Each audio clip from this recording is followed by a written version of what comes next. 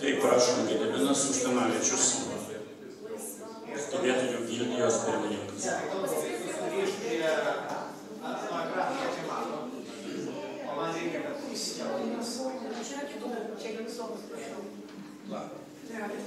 Gerai, taigi gerai buvo.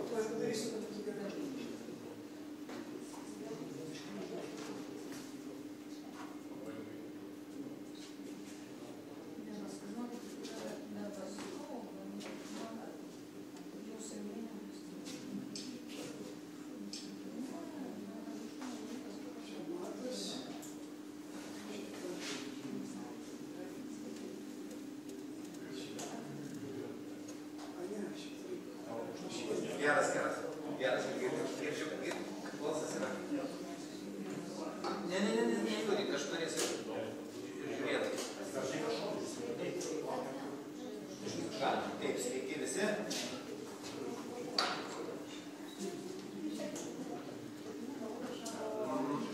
Mano pranešimas bus 3 dalių. Taip pat galėsite ir pažaisti truputį, kurį spaustėte.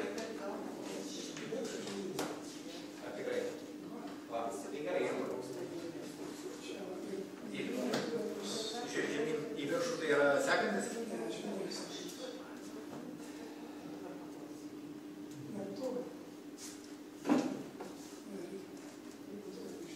Tai kompo veikia? Tai va, bus gerai. Tautai nebesinebėk. Pranešimas bus 3 dalių. Pirmoji daly papasakosiu, ką mes nuveikėm. Antroji daly šiek tiek pažaisim visi. Ir aš to pačiu dar pafilosofuosiu. Ir po to aš šio daly papasakosiu, ką man atrodo, ką reikėtų veikti. Kadangi aš esu čia nesenai atsiradęs visam šitam reikale, prisistatau, esu Gediminas Užtanavičius. Esu paskutinis 11-okas, kuris 86 metais baigė Kaune 31 vidurinę. Įstojau į Kauno Antano Sniečkaus. Buvau eilinis tarybinėje armijoje ir grįžau eiliniu. Reiškia, karjeros nedariau ir seržantų netapau. Esu nesisteminis visiškai. Ir čia mano biografija. Baigiau KTU, įsteigiau uždarą akcinę bendrovę, kurioje iki šiol dirbu. Dabar akcijomis pasidalinęs, nes po traumos tai pasitiko, kad geriau dirbti dviese negu vienam, tai mes dviese dirbam. Ir dirbu visiškai laisvoje rinkoje ir valdiškom įstaigom jokių paslaugų neteikiu. Viską, ką aš veikiu, tai dirbu su kitais rinkos dalyviais. Tai esu valdiškų pinigų nešnipinėjęs, nematęs ir jeigu kvapo nežinau. Va. Ir šiek tiek esu dar prikišęs nagus prie įvairių viešų įstaigų arba asociacijų, reiškia visuomeninių judėjimų. Tai esu Lietuvos žmonių sporto asociacijos steigėjas, esu Lietuvos ekstremalaus sporto federacijos direktorius. 23 metais pasaulio čempionatą organizavom su šita federacija. Taip pat ten, kur gyvenu, tai Monsiškių Respublikos ir asociacijos prezidentas esu. Ir taip pat esu stebėtojų gildijos steigėjas ir dabartinis pirmininkas. Sekantis. Mano atėjimas prasidėjo nuo šito laiško. Aš 23 metų rugsėjo 27 gavau tokį laišką ir jau tuo metu buvau nusprendęs, kad reikėtų pradėti ne vien tik tai žiūrėti, bet ir kažką daryti. Tuo metu, kai šitą laišką gavau, aš jau buvau parašęs įgaliojimą Celofano partijoje, kaip steigėjų. Tai aš jį panaikinau ir pradėjau dalyvauti nuotoliniuose pasikalbėjimuose, po to atvykau pas gidą į sodybą, buvo sniegas, tai turbūt buvo greičiausiai gruodžio mėnuo. Tai ten susipažinau su daugeliu iš jūsų, kuriuos čia matau, taip pat ir išsirinkau taurą ir neandrę ir įvyko sekantis. Ir įvyko stebėtojų gildija. Tai mes nusprendėm, kad užsiimsim rinkimų stebėjimu. Rinkimų stebėjime daug patirties turinti neandrė, taip pat tauras, jie dalyvavę šitose procesuose per tos nuotolinius susijungimus pasipasakojo, o man kilo papildoma mintis, kadangi mano verslas yra apskaita, buhalterija, pinigų skaičiavimas ir visokių procesų valdymas, kad būtų gerai patikrinti, nereikia grįžti va čia, kad būtų gerai pasitikrinti, kaip veikia rinkimų buhalterija. Taigi, su viso šitą mintimi ir atėjome į prezidento rinkimus. Į tą veiklą dar įsitraukė ir Zinas Kraištila labai aktyviai, nes jam irgi šitą mintis patiko, kad tikrinkim buhalteriją, dokumentaciją. Tai per prezidento rinkimus aptikome baisę betvarkę. Tą betvarkę netgi Delfis ir kitos masinės priemonės transliavo, kad tai yra viskas gerai, kad, reiškia, jeigu trūksta biuletenio apylinkį, tai tada iš kitos galima pasiskolinti, čia buvo pristatoma kaip puikus dalykas, reiškia, Petruonienė aiškino, kad čia yra labai gerai viskas procesas vyksta, o mes šitame procese matėme akivaizdžius rinkimų kodekso pažeidimus. Taigi mes labai aktyviai dirbome ir iškart jau po prezidento rinkimų VRK nusprendė mus patrumpinti, susilaukėme reakcijos. VRK patvirtino stebėtojų teisę suvaržantį aprašą, neregistruoja dalies stebėtojų, čia matau Tatjaną, kurios irgi neregistravo dar keletą, už per daug aktyvią veiklą prezidento rinkimų metu. Ir toliau jau mūsų mintis krypo vėl gilin, reiškia, per prezidento rinkimus mes pamatėme ne apskaitą, pamatėme rinkimų dokumentų vaštaraščius ir Seimo rinkimuose jau susitelkėme į būtent jau iš apylinkių perėmė apygardas. Ir susiskaičiavę ir susirinkę duomenys, maždaug iš kokio gal ketvirčio ar trečdalio apygardų, galų gale priėjome išvados, kad mes galų gale aptikome tai, ko 30 metų niekas nematė, kad rinkimų dokumentų apskaita pas mus yra imitacinė, jinai iš tikrųjų nevyksta. Rinkimų dokumentai, kurie yra griežtos atskaitomybės dokumentai, tą pripažįsta net ir pati Vyriausia rinkimų komisija. Pagal griežtos atskaitomybės dokumentų principus yra netvarkomi, apskaitomybės jokios nėra. Ir atrištos yra pilnai rankos visokiam manipuliacijom ir visokiam pažeidimam ir piktybiniam ir galbūt ir tokiem, žodžiu, yra visiška betvarkė. Sekantis. Ypatingai žiauriai dokumentai parodė žiaurią situaciją Londono ambasadoje ir tai išvirto netgi į protestą. Kairėje pusėje matome Londono stebėtojus, protestuojančius dėl neapskaitos, dėl jų ignoravimo, dėl jų sankcionavimo, nes iš jų pradėjo ambasadorė, tai yra įgaliotoji ministrė, atiminėti pažymėjimus, nebeleisti stebėti. O dešiniai pusėje tai yra Egidijus Kaunietis, kuris Briuselėje, man atrodo, taip pat protestavo, nes jo stebėtojo pažymėjimas, ant kurio parašyta, kad jis galioja visoje Lietuvos Respublikos teritorijoje, o ambasados taip pat yra Lietuvos Respublikos teritorija, nebuvo įleistas stebėti rinkimų į šitą ambasadą. Patį protestą galite pasiskaityti, o čia yra nuoroda, jis yra stebėtojų gildijos puslapyje. Sekantis. Taigi, susipažinome, kadangi Zigmas yra daug daužytas, mėtytas ir vėtytas po visą tą teismų sistemą, tai jisai aktyviai dalyvavo rašant skundus.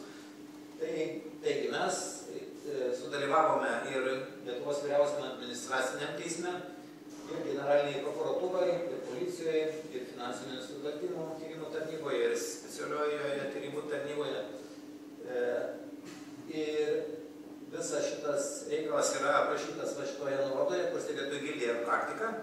Ir tenai rasite lentelę, kurioje matosi jau užbaigtų 13 bylų vyriausiame administraciniame teisme 13, iš kurių 12 kartų yra tiesiog atsisakyta priimti mūsų skundus, nes, reiškia, mes nors Lietuvos konstitucijoje parašyta, kad prieš teismą ir visi piliečiai yra lygus ir visi juridiniai asmenys yra lygus, bet mūsų skundų nepriima, nes mes ne tie piliečiai, kurie turi teisę skųsti.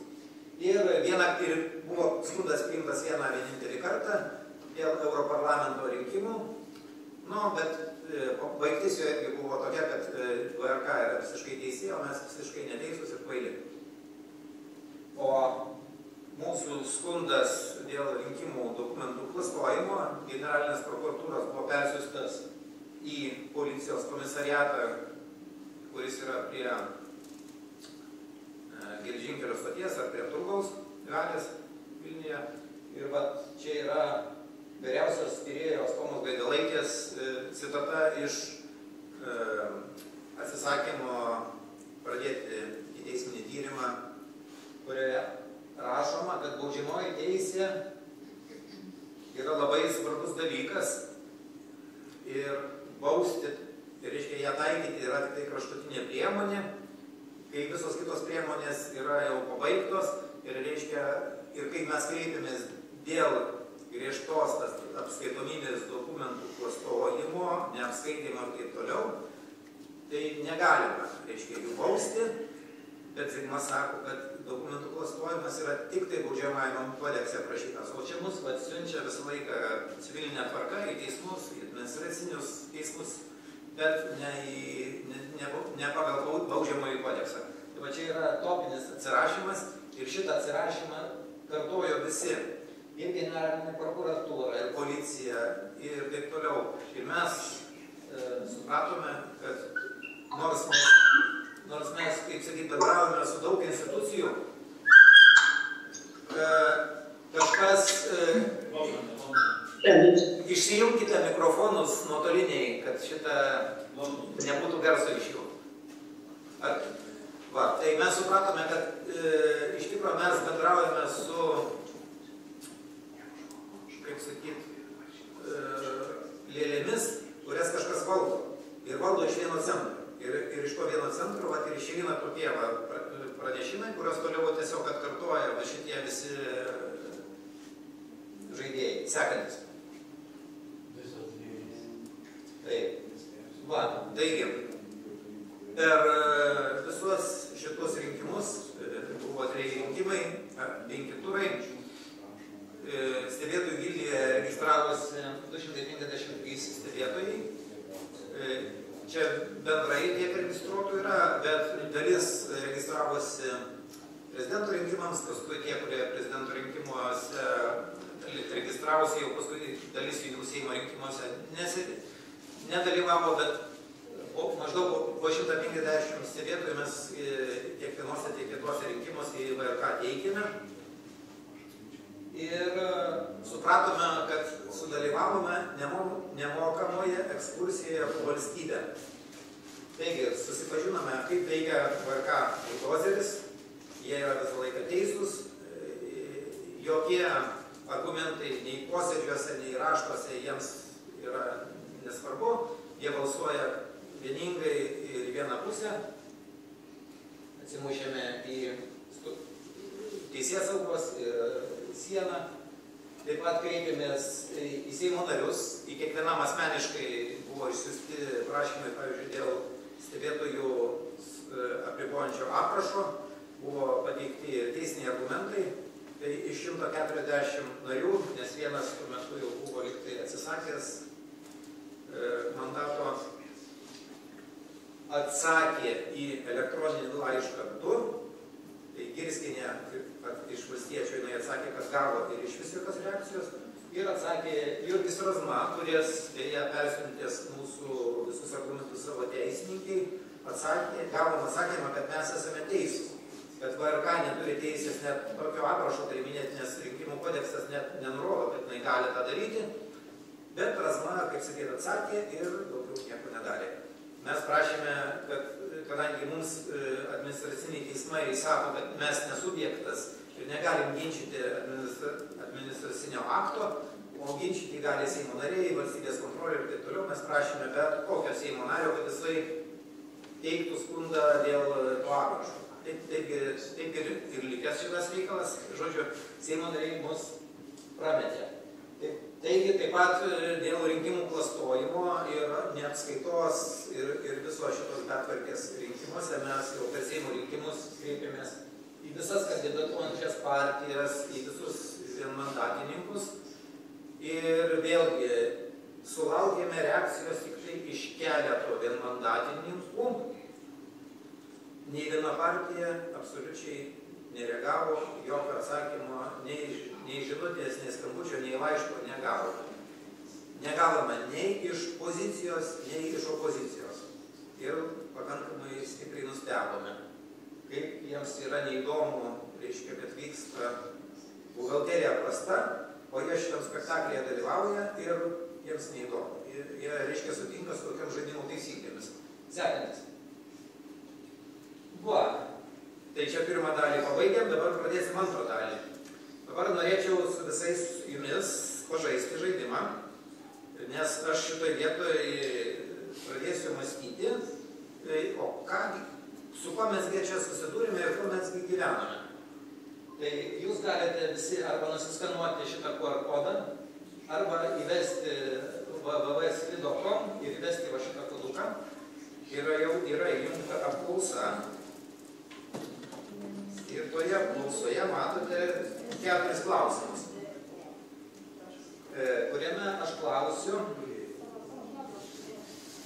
aš jūsų klausiu, kaip jūs suprantate va šitą Lietuvos Respublikos Konstitucijos 1 straipsnį, kad Lietuvos valstybė yra nepriklausoma demokratinė respublika.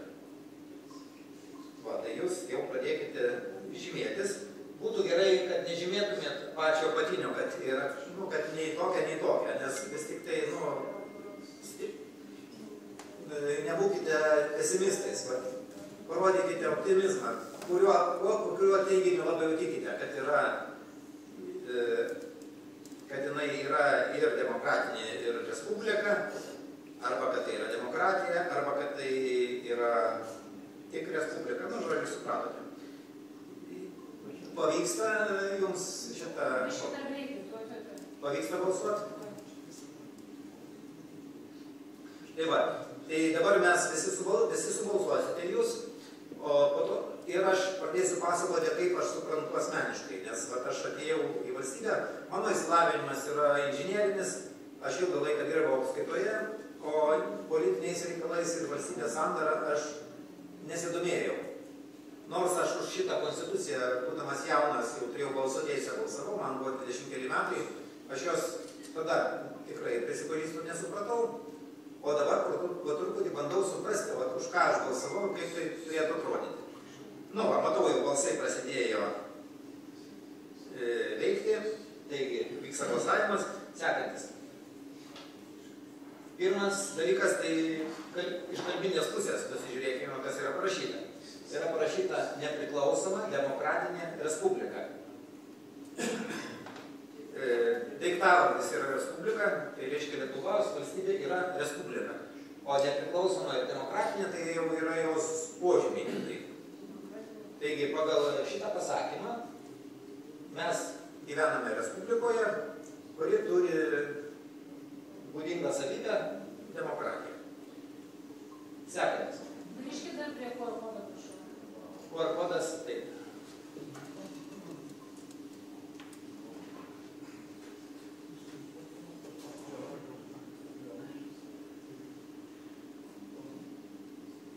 Jau galima testą? Aha, geriau. Tai va, dabar tam, kad labai pačiam ilgai nevargti, aš turiu tokį draugą, aš jį vadinu kitaip negu visi, aš jį vadinu dirbtiniu suopračiu. Dirbtinis tai jisai reiškia padirbtas, o suopratis tai nuo žodžio suprasti. Ir aš su juo esu maždaug 2 ar 3 savaitės bendravęs, aš jo klausdavau, jis man sakydavo, aš toliau klausdavau, sakydavau. Visą pokalbį galėsite pasiskaityti stebėtojų gildėje straipsnį skyrelėje. Bet iš viso šito pokalbio supratau tokį dalyką, kad demokratija tai yra procesas arba valstybės veikimo būdas. Kai sprendimai priimami daugumos balsais, tai reiškia visi piliečiai balsuoja, yra visuotinė balsavimo teisė ir sprendimai priimami daugumos būdu ir dauguma nusprendžia. O respublika, tai jinai gimusi iš Aristotelio Politėjos, paskui į respubliką pavirto senovės Romos respublikoje. Tai yra valstybės sandara, kurioje valdžia yra ribota, tai reiškia ribota, tai yra apribota konstitucijos ir įstatymų, laikomasi valdžių atskirimo principo, kas yra labai svarbu, kad įstatymų leidžiamoji valdžia atskirta nuo įstatymų vykdomosios valdžios ir dar yra nepriklausomi teismai. Na ir dabar dar sakoma nepriklausoma žiniasklaida. Tai reiškia, ir visi šitie dalykai turi būti atskirti, nesusiję. Keliaujam toliau. Va, ir dabar toliau iš viso šito, ką aš iš to pokalbio, ten pokalbis šiaip ilgas, yra apie 30-40 lapų. Mes su tuo dirbtiniu supračiu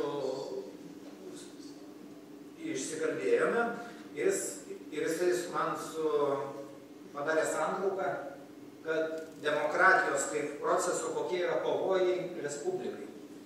Tai yra socialinis papirkinėjimas, tai kai rinkėjai tampa priklausomi nuo valstybės paramos. Šitą punktą pabandysiu išaiškinti taip, kad jeigu valstybė perima socialinės globos funkciją, tai reiškia, jinai surenka mokesčius iš visų, ypač dažniausiai surinkinėja mokesčius iš viduriniosios klasės, toliau valstybė ir jos biurokratai perskirsto šitą paramą ir pradeda šelpti, reiškia, tą jau pačią neturtingiausią klasę ir tos socialinius sluoksnius, tai tie socialiniai sluoksniai tada tampa priklausomi nuo biurokratų ir nuo valstybės ir jie tada pradeda balsuoti už tuos, kurie žada jiems vis daugiau socialinių pliuškių arba kažkokiu tai gėrybių. Va, toliau yra biurokratinis papirkinėjimas. Tai reiškia, biurokratija, nomenklatūra ir su ją susiję visada balsuoja už tos biurokratijos didėjimą, nes didėjanti biurokratija sukuria vis daugiau biurokratinių darbo vietų. Toliau galima iš to biurokratinių visokių mechanizmų ir visokių paramos mechanizmų susijusiam asmenim jau gauti visokių valstybinių užsakymų. Taigi vėlgi, biurokratija ir nomenklatūra visada balsuoja tik tai už save, reiškia ir už to aparato didinimą. Tai toliau visą tai pavirsta valdžios aparato augimu, reiškia valstybė pradeda pūstis, jinai pradeda didėti, o kuo valstybė didesnė ir tuo jinai labiau linkusi kontroliuoti, priimti visokius reglamentus, visokius dalykus ir vis labiau mažėja laisvų piliečių, kaip aš dirbančių laisvoje rinkoje, laisvė. Ir visas šitas reikalas dažniausiai yra vykdomas skolinantis, valstybės skola didėja, nes visiems socialiniam dalykam ir visokiem projektam reikalingos lėšos, tas lėšos dažniausiai valstybės pasiskolina.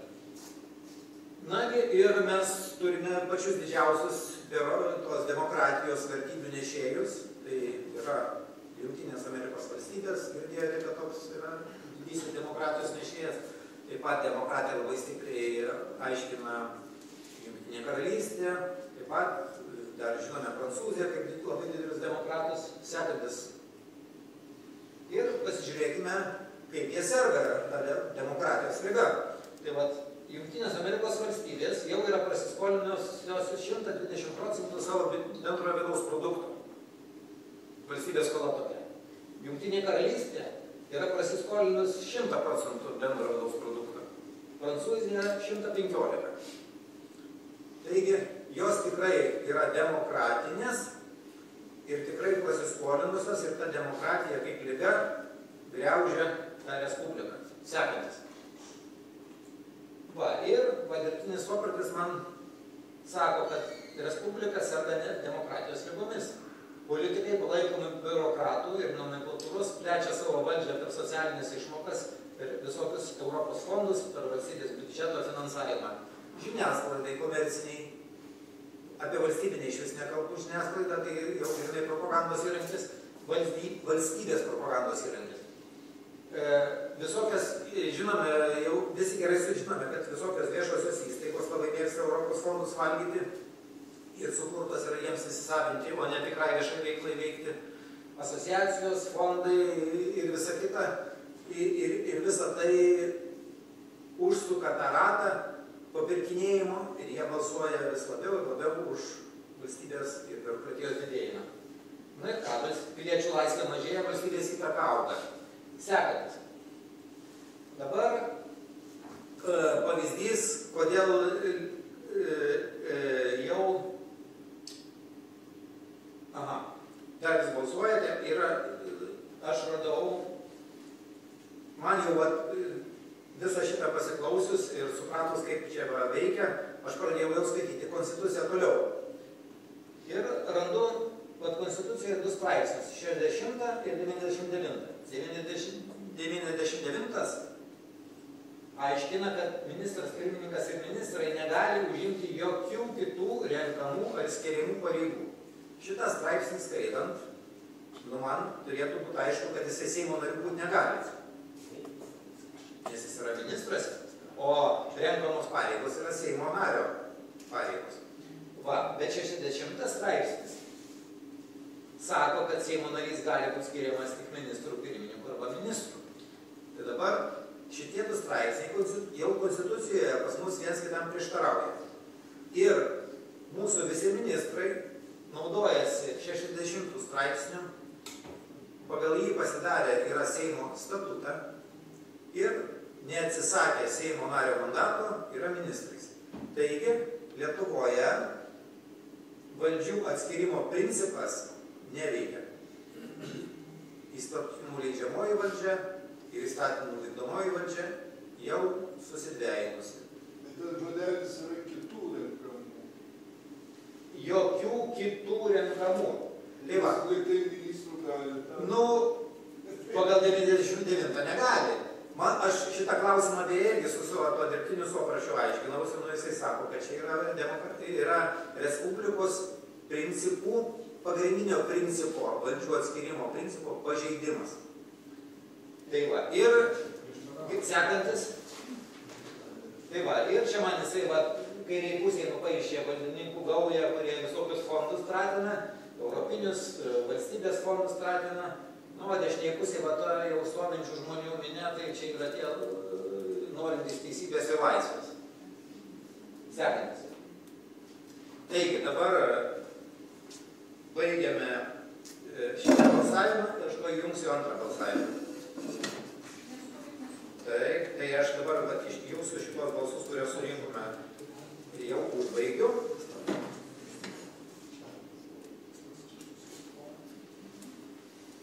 Ir pabalsuosime dar kartą.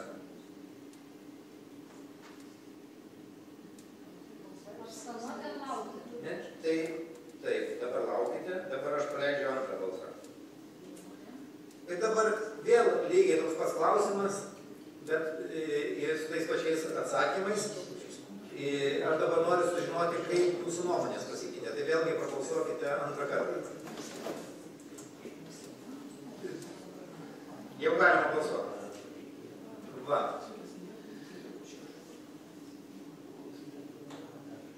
Sekantis, Kristijonai. Taigi, antrą dalį baigėm, jūs dabar prabalsuosite vėl ir tada palyginsime, išvesime į ekraną jau jūsų galutinį rezultatą. Ir dabar trečioji dalis, o kągi galime mes padaryti, nes akivaizdu, kad yra, jeigu pagal klases paskirsyti, tai yra valdininkų ir biurokratų arba valdininkų ir biurokratų gauja vienoj pusėje, jie turi savo interesus ir laisvos rinkos laisvi piliečiai yra kita klasė. Ir Lietuvoje pagal visą šitą rinkimų procesą matome, kad valdininkų gauja laimi. Išrinkome, gavome atsakomybę, bet tas senoji tarybinė nomenklatūra labai greit persidažė ir tapo naująją nomenklatūrą, priaugino anūkų ir sūnų ir jie toliau sėkmingai gyvuoja, apaugo įvairiais biurokratais, valdininkais, savivaldybės ir taip toliau. Ir toliau va šitą nomenklatūrinę visą grupę veikia ir laisvų piliečių balsų turime mažai. Ir jau nebegalime, ir atrodo, lyg tai yra neviltis, mes jų nugalėti nebegalime ir Lietuvoje jau esame nevilti. Taigi, skaičiai. Dabar prezidento rinkimuose balsavimo teisė, reiškia rinkėjų sąrašas buvo įrašyti 2 400 000, per Seimo rinkimus 2 300 000 rinkėjų. Toliau mane domina, o kiek iš tikrųjų yra Lietuvoje Lietuvos Respublikos pilietybę turinčių asmenų. Ir man nepavyko šito skaičiaus nustatyti. Tačiau, va čia antram iš apačios punkte yra taip parašyta, kad apie trečdalis lietuvių gali gyventi užsienyje. Ir nuo 2004 iš Lietuvos išvyko daugiau negu 800 000 gyventojų. Tai grubiai suapvalinam, sakykime, kad apie 1 milijoną Lietuvos piliečių gyvena užsienyje. Ir kadangi rinkimų kodekse yra vėl diskriminacinė tokia nuostata, kad tam, kad jisai būtų įtrauktas į rinkėjų sąrašus, jis būtinai turi pareikšti norą tą daryti. Tai didelė dalis tų iš to milijono tiesiog to noro nereiškia, jie yra pašalinti tokiu būdu iš dalyvavimo politinėje veikloje ir mes jų nematome, jie atriboti, jie pamiršti ir iš užsienyje gyvenančių to milijono balsuoja tik tai 38 000. Seimo rinkimuose 38 000 užsienyje balsavo. Dabar, kas yra tie lietuviai, kurie gyvena užsienyje? Jie, net jeigu jie ir yra priklausomi nuo biurokratų, tai jie yra priklausomi nuo užsienio biurokratų, nuo Lietuvos biurokratų jie nėra priklausomi. O daugumoje, aš taip beveik esu įsitikinęs, prisijungia ir Londono lietuviai galės mane pataisyti, aš manau, kad jie visi dirba atviroje rinkoje ir jie laisvi piliečiai, išvykę geresnio gyvenimo ieškoti arba išvaryti iš Lietuvos įvairiai yra. Ir jie yra mūsų laisvų piliečių pusėje.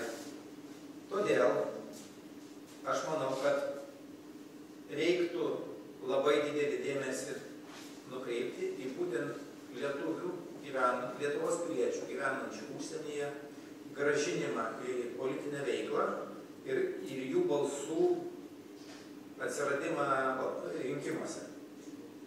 Jeigu sugebėtume bent kelius šimtus tūkstančių balsų iš tenai pritraukti, galbūt galėtume persverti šitą santykį ne biurokratų naudai. Man sekantis Vaivatis. Tai čia mano tokie pamastymai yra. Dabar kokie artimiausi yra darbai. Nors tikėjausi padaryti, bet nespėjau to padaryti. Tačiau neužilgo konferencijoje kartu su Zigmu paskelbsime kelias peticijas. Mūsų mintis yra spausti Seimą peticijų pagalba. Yra Lietuvoje peticijų įstatymas ir peticijų komisija ir galima siųsti peticijas dviem būdais - elektroniniu būdu arba popieriniu būdu ir prašyti kažkokius dalykus daryti. Tai vieną dalyką, ką mes prašysime, tai prašysime piliečių pagalbos, kad peticijų pagalba spausti Seimą, sudaryti laikinąją komisiją rinkimų procesui ištirti, nes stebėtojai surinko labai daug medžiagos, kurią reikia ištirti. Mes matome daug pažeidimų, mes matome daug ir rinkimų kodekso netobulumų ir rinkimų procesą reikia ištaisyti toks, koks jis yra, jo negalima palikti. Ir taip pat nubausti kaltuosius. Tai Seimo komisija laikinoji yra labai geras dalykas, ten galima ir apklausti, tai praktiškai dar geriau negu policija ir prokuratūra. Tai vienas dalykas, ir taip pat yra ir kiti teisiniai klausimai. Tai dabar kokia mintis yra, kaip reikėtų spausti. Tai mintis yra tokia, spausti reikia su svoriu. O svoris elektroninio dokumento yra nulinis, bet jeigu nusiūsime popierinį laišką, tai atsiras svoris.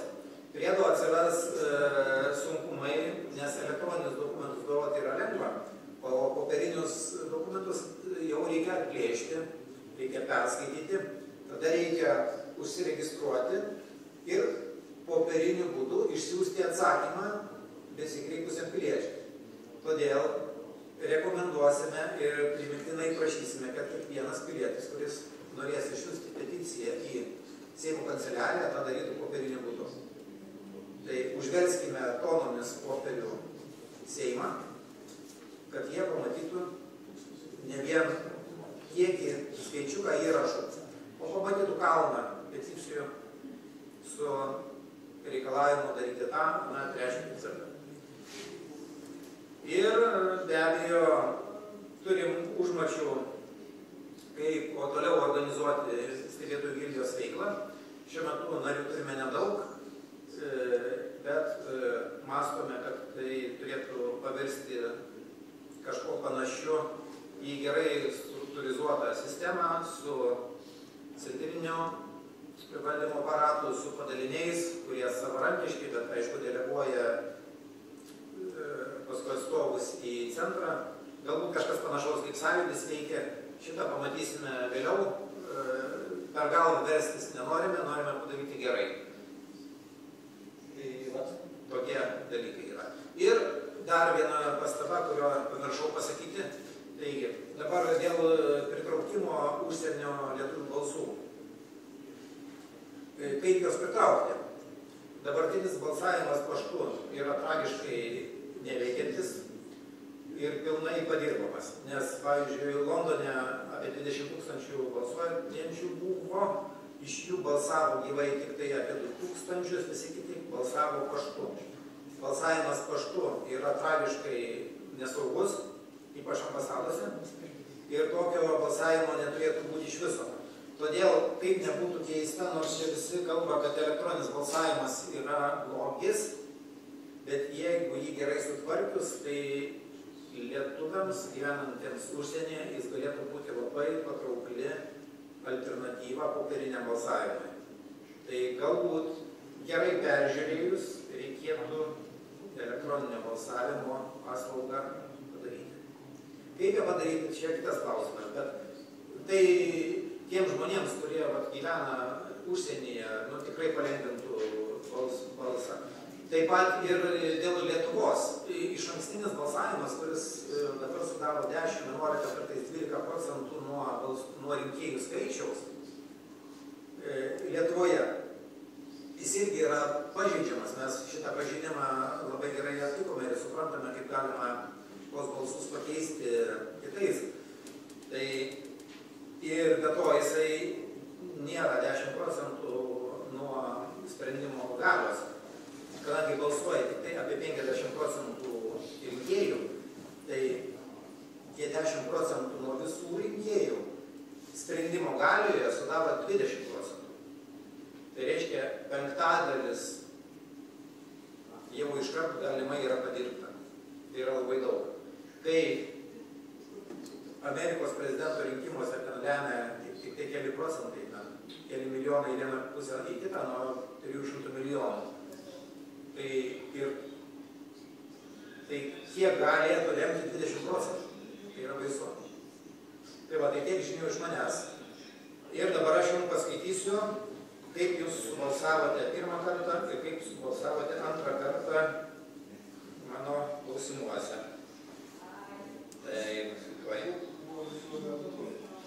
ar pagerėjo, ar pablogėjo.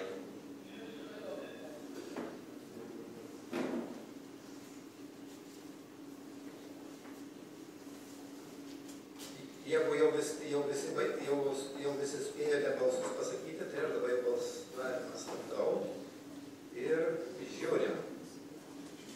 Gavome 9 balsus pirmame ir kad Lietuvoje veikia demokratija ir respublika, sakė 22%, kad veikia tik demokratija 11%, kad tik respublika 11% ir kad niekas neveikia, atsakė 56%. Dabar grįžtu į antrą klausimą. Kad demokratija ir respublika veikia, niekas jau neatsakė, kad veikia tik demokratija 13%, o kad neveikia nei demokratija, nei respublika, atsakė 88%.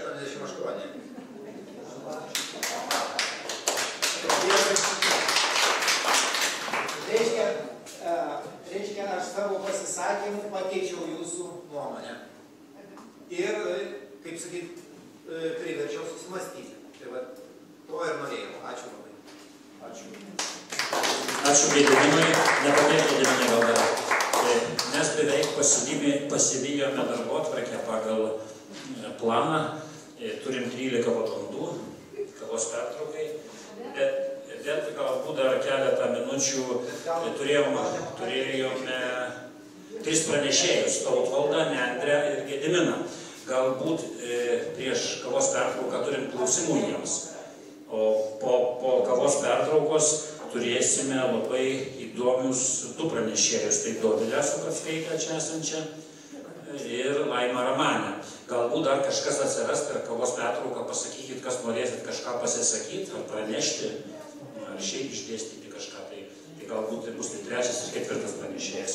Tai ar turim klausimų? Kam? Prašom. Dar yra vienas pasiūlymas kavos pertraukos metu turėti pokalbį tarpusavyje, techninė tokia pertrauka ir tada pratęsti. Tai koks siūlymas daryti kavos pertrauką dabar? Tai kiek minučių bus? Taip. Tai dabar mes buvom kavos pertrauką numatę 13 valandų 30 minučių iki pusė 2. Dabar yra po 1 šiek tiek. Tai darom tada pertrauką.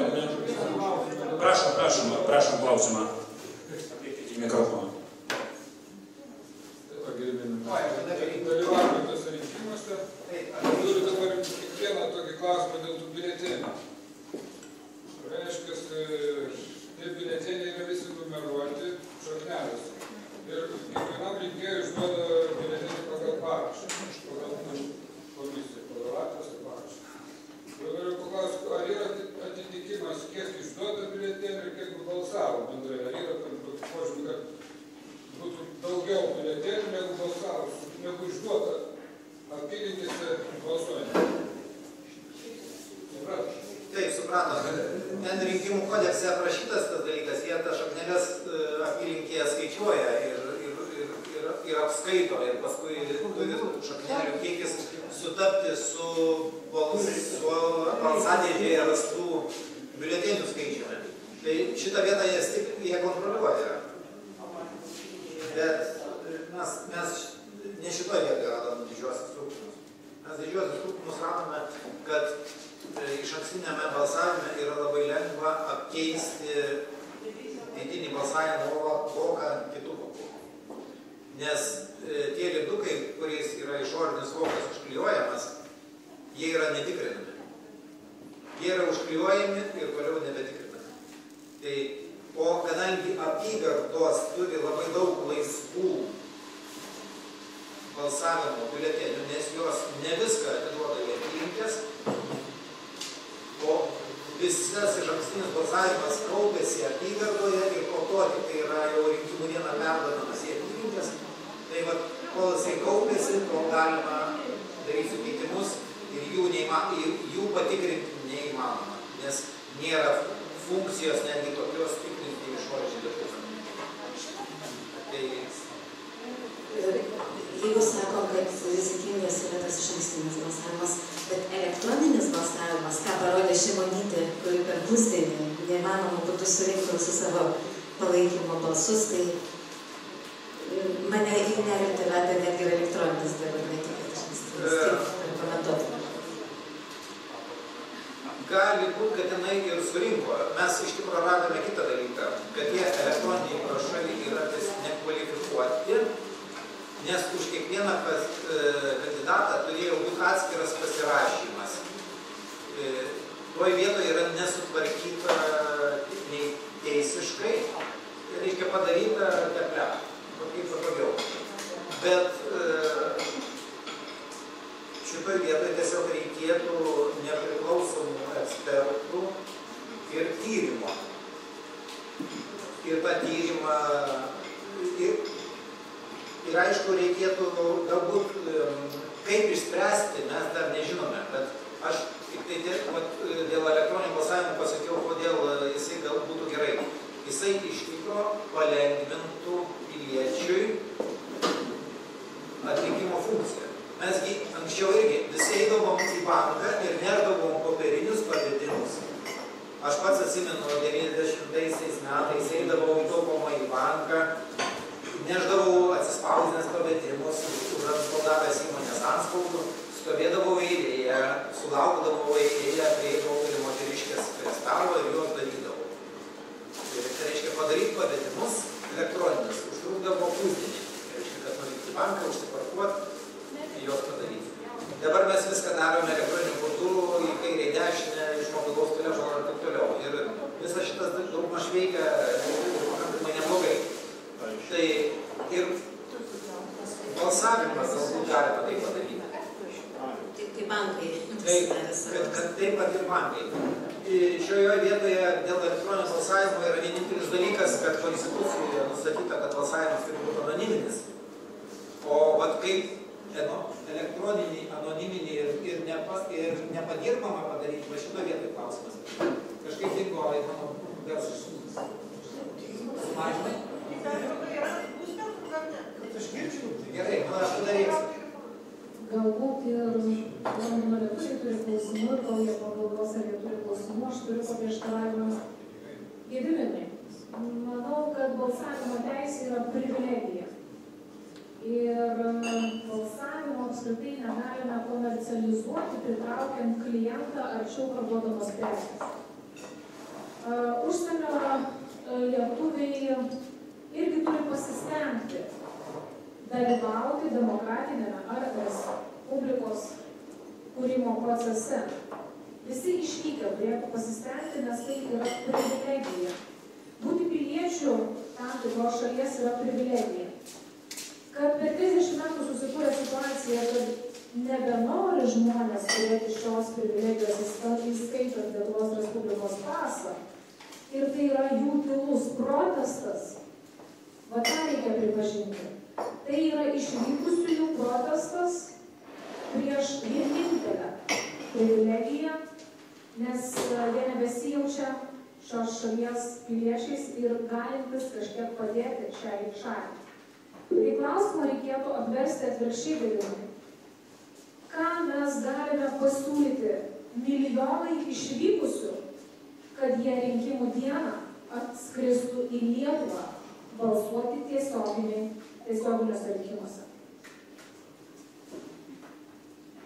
Taip, Respublika, taip kaip suprato romėnai, tai ir buvo privilegijuotojų teisė balsuoti.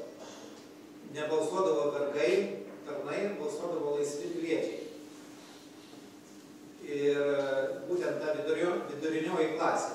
Ir būtent Respublikos tas principas ir jisai gelbėdavo nuo ypač turtingųjų interesų ir vargšų interesų, nes pas vargšus ir pas turtinguosius yra labai skirtingi ir labai radikalūs poreikiai, jie visiškai kitokie. Vidurinioji klasė subalansuoja. Ir vat Romėnų Respublika buvo viduriniosios klasės pavyzdys valdymo, kuris yra pats protingiausias. Nežinau, iš tikro, aš manau, užsienio lietuviuose, aš matau didžiulį rezervą nepanaudotą. Kaip jį pažadinti ir kaip juose pažadinti tą sąmonę ir pareigą, tai reikia tiesiog šnekėtis. Tai aš išburt negaliu, aš pasiūliau kaip technikas vieną iš būdų, tai reiškia elektroninį būdų pritraukti. Ir gal lietuviai iš užsienio taip pat gali pasisakyti. Ar Nerijus pasisakys? Prašau, Nerijus.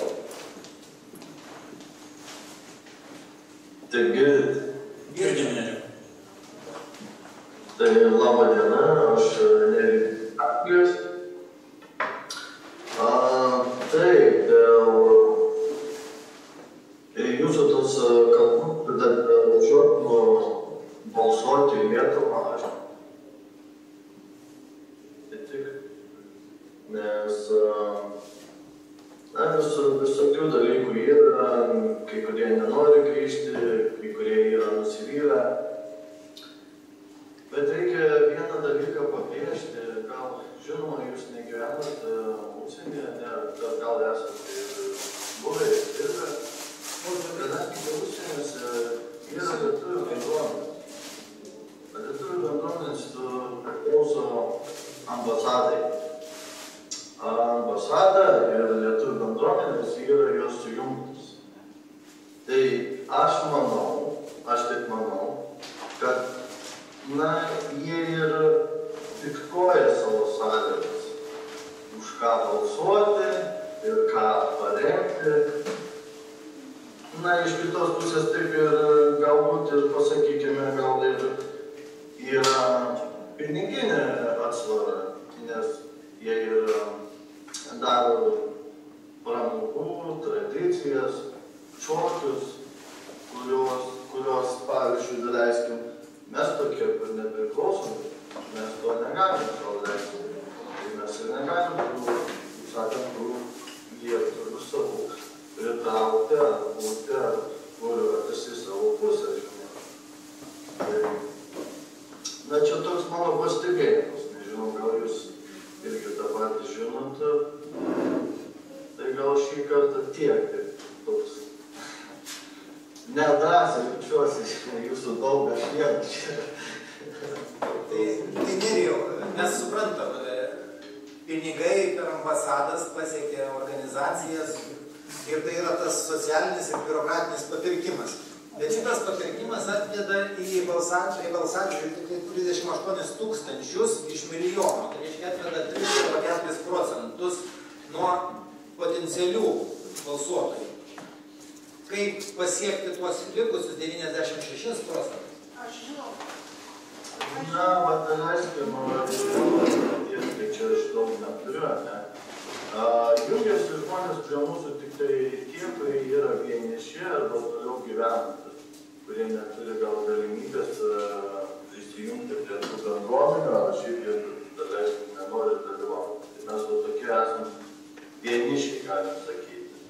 Tai ir jungiamės. Aišku, mes tik tai gal tik čia 8 mėnesį mes pradėjom būriuotis. Po biškiuką, labai yra sunku pradėti viską nuo nulio ir žinoma, žmonės nežino, kas tu toksai, ką jūs siūlo, žinai, ir kaip nepaslaptis. Mes esam tam sveiti naujokai, tai irgi mes patys ir darom klaidų, ir mokinamės, ir pasitaisom, ir žinoma, ir patarimų gaunam iš gal žmonių, kurie yra patyrę labiau, žinai. Ir kaip praeitą kartą sakiau, jūs, kadangi jūs esat susibūrę, tai jūs esat kaip, mūsų mokytojai, tai kaip pasisakiau, praeitą kartą. Tai mes labai daug džiaugiamės ir mokinamės. Aišku, žinoma, būtų malonu, kad žmonės irgi taip pat palaikytų ir mes jau galim palaikyti, kad gautų vienybę. O kadangi jūs esate lyderiai ir ne pirmi metai, kiek aš suprantu, jūsų tos ambicijos yra daug stipresnės ir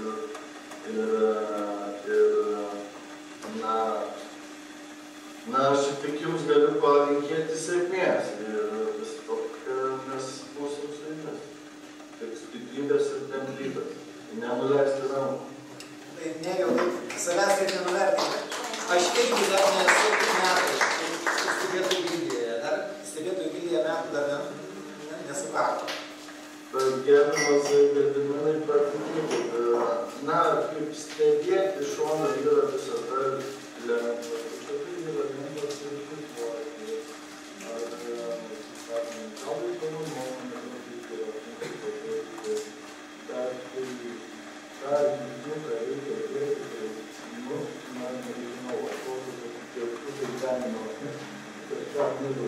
Na, bet, kaip sakant, aš pagaliu visiems patarti, kurie nėra dalyvavę, ar jau kurie tik susirinkę salėje pirmą kartą, tai yra pagirtina, nes tai nuo to ir prasideda dalykų, tai pavyzdžių. Paskui stiprėja. Ir gal jau surandate žmonių savo vienodų nuomonės, arba kad tai yra tokia gyvenimo patirtis. Svarbiausia eiti į priekį, niekada neatsisukti atgal. Aišku, gali būti kritimų, nusivylimų, bet kai sieki tą tikslą, ką nori pasiekti, tai aišku, mes tokie žmonės, labai daug visko norim pasiekti, bet svarbiausia čiut pasiekti ir yra, kaip sakant, pasiekimų. Tai visiems sėkmės. Dėkui, Nerijau, iš tikrųjų jūsų Londono akcija liko nepastebėta, ją pamatė ir daugelis Lietuvoje ir Povilas Gilys netgi cituoja, tai reiškia jūsų darbas ir veiksmas, kad ir trupinėlis, bet jisai buvo pamatytas. Tai aš tikiuosi, kad neišsibarstysite, skubėti labai stipriai nereikia, bet dirbsime ir patirsime. Dėkui labai. Ačiū. Norėčiau atsakyti klausimą kaimyno, kaip pasiekti tai, jūs pritraukia prie balsavimo. Taip, tai turiu labai tokią paprastą pasiūlymą, ką reiškia mūsų valstybėje 800 000 lietuvių padaryti atostogus, apmokėti kelionę lėktuvų Lietuvos aerolinijos, šeštadienį, sekmadienį į Lietuvą grįžti. Galima apmokėti tos bilietus, kad čia yra, paskaičiuokit, kokie 50 milijonų valstybė turės skirti mažiau negu darbo. Ir galėtų atvažiuoti visus lietuvius 800 000 pritraukti Lietuvą, tegul pažiūrė, kaip dabar Lietuva gyvena, kuris su savo artiminiais draugais susitiks. Ir padaryti, nežinau, kaip trišalį susitarimą, ir reikia su kitom valstybėm, kur gyvena lietuviai, kad jiems neskirtų tos šeštadienį, sekmadienį, laisvą dieną, jeigu jie taip dirba. Tai labai geras pasiūlymas pritraukus lietuvius nors šeštadienį, sekmadienį, vieną kartą per metus, labai paprastai. Nebrangiai, kiek 50 milijonų, iki 100 milijonų. Tai, jeigu dar patį Lietuvos aeroliniją visada darys nemokamai, tai žinoma, šiaip pagėrės. Toks lygiai pasiūlymas. Dar padariau pasakyti, man patie tokia mintis, buvo toks Gerakas, man atrodo, Vilnius Georgijus, ne? Tai pasakyti, buvo žygdarbiai. Vienas iš žygdarbių buvo išvalyti apgyvą kaniuškę. Ir jeigu mes ką mes dabar darom, mes matom išvalyti valstybės tos apgyvos kaniuškės. Ir mes darom, ateina žmonės ir sako, ką tu darai čia gyvyti, čia nieko tu nepadarysi. Tai man toks klausimas, tai visai nieko nevalyti, tai kur palikti, tai sėdėsi visiškai. Geriau prisijungti, tai bus greičiau. Dėkui. Ačiū, dar kas nors norit, ką jūs paklausti, darom jau kavos pertrauką. Labai dėkojam, Nerijau, jums už Atlanto, didinkit bendruomenę, susisiekit su Gediminu, nuotolinius mokymus gausit, prisijungs Nendrė, jums reikia žinių daugiau, galbūt patirties dalintis, tai teikim kartu, didinkim pajėgas, ačiū jums labai. Tai pertrauka šiokia, tokia pertrauka ir tiek 20 minučių, taip? Kavos pertraukėlė, ačiū. Prašom.